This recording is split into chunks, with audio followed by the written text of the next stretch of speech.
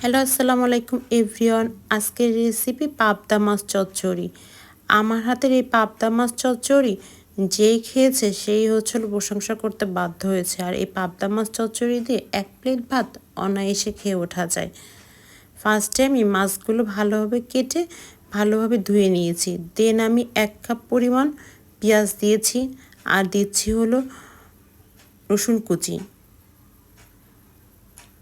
দেন এর ভিতর গুঁড়া মশলা দেব, লবণ, হলুদ, জিরা ধনের গুঁড়া আর গরম মশলার গুঁড়া পরিমাণ মতন দিয়ে দিচ্ছি।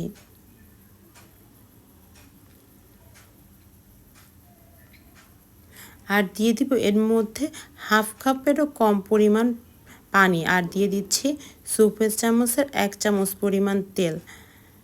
কম তেলেও রান্না করতে জানলে রান্নাটা মজার হয়।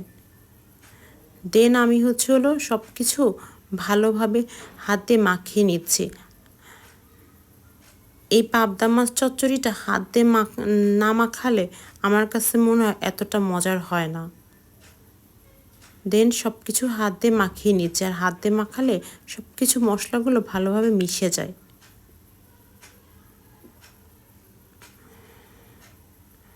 আমি একটু সময় নিয়ে সব কিছুকে ভালোভাবে মাখিয়ে নিচ্ছি। এই মশলাটার ভিতরে যে অল্প পানি দিয়েছি, অল্প পানিতেই আর কি মাছটা কষে যাবে। তারপরে উপর থেকে আমি কাঁচা ঝাল দিয়ে দিচ্ছি। কাঁচা ঝাল লাস্টে দিয়ে একটাই কারণ, আমি আবার কাঁচা ঝাল দিয়ে যদি মাখাতাম আমার হাতটা জ্বলে, যার কারণে আমি কাঁচা ঝাল মাখানোর পরে দিয়েছি। এবার ঢাকনা দিয়ে ঢেকে এই যে অল্প ঝোলে মশলাটা কষাই নিব ভালোভাবে। মিডিয়াম আঁচে রান্না করব। যখন একদম মশলাটা কষে আসবে, পানিটা টেনে যাবে, তখন আমি এর ভিতরে 1 মগ পরিমাণ পানি দিয়ে দিচ্ছি। মিডিয়াম আছে ঢাকনা দিয়ে আবারও ঢেকে এই পানিটা একদম টানায় ফেলবো, মাখা মাখা হবে একদম। সব কিছু একসাথে ভালোভাবে একটু মিশিয়ে নিচ্ছি।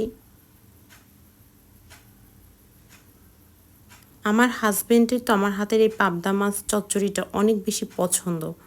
সে তো বলে অল্প তেলে রান্না করতে জানলে রান্না খাওয়ার যোগ্যও হয় এবং মজারও হয়। আমি কিন্তু অল্প তেলে এই মাছটা রান্না করেছি, দেখতেই পাচ্ছেন। যখন এই ঝোলের পানিটা টেনে এসেছে, তখন আমি এর উপর দিয়ে দিচ্ছি গরম মশলার গুঁড়া।